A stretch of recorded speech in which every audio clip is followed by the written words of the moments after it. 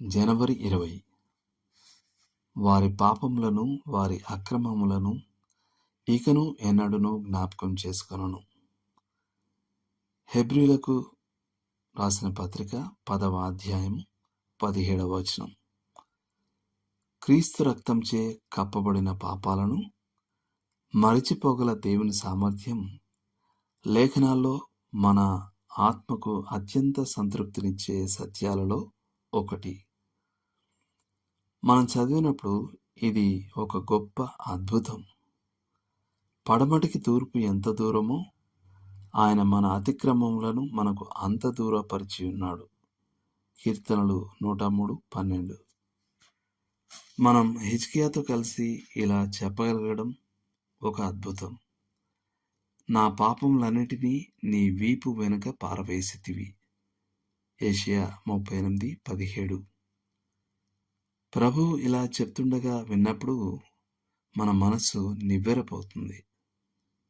మంచు విడిపోవునట్లుగా నేను నీ అతిక్రమములను, మబ్బు తొలగునట్లుగా నీ పాపములను తుడిచివేసి ఉన్నాను. యెషయా 44:22. ఇది మరింత అద్భుతంగా ఉంటుంది. నేను వారి దోషమును క్షమించి వారి పాపములను ఇక నెన్నడును జ్ఞాపకం చేసుకొనను. ఇర్మియా 31:34. మనం మన పాపాలను ఒప్పుకున్నప్పుడు ఆయన క్షమించడమే కాకుండా తక్షణమే మర్చిపోతాడు.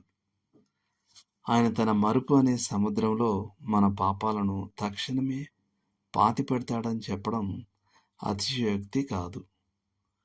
ఇది పదే పదే పీడించే ఒక పాపంతో తీవ్రంగా పోరాడుతున్న ఒక విశ్వాసి యొక్క అనుభవం ద్వారా వివరించబడింది.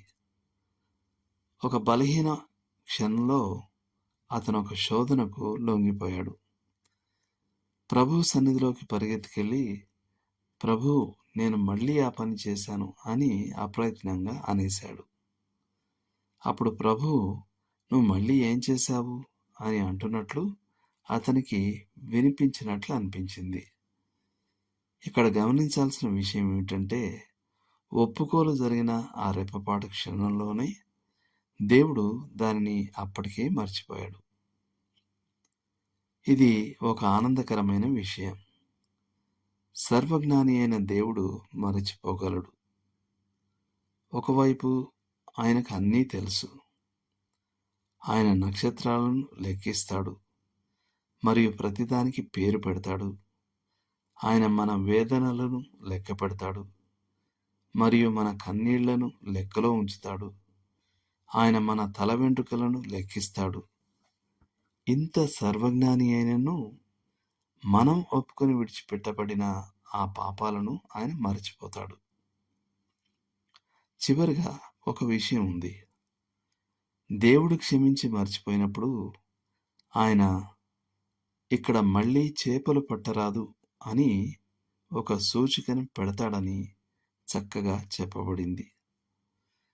దేవుడు మర్చిపోయిన నా స్వంత పాపాలను గాని లేదా ఇతరుల పాపాలను గాని నేను త్రవ్వి తీయడం నిషిద్ధం.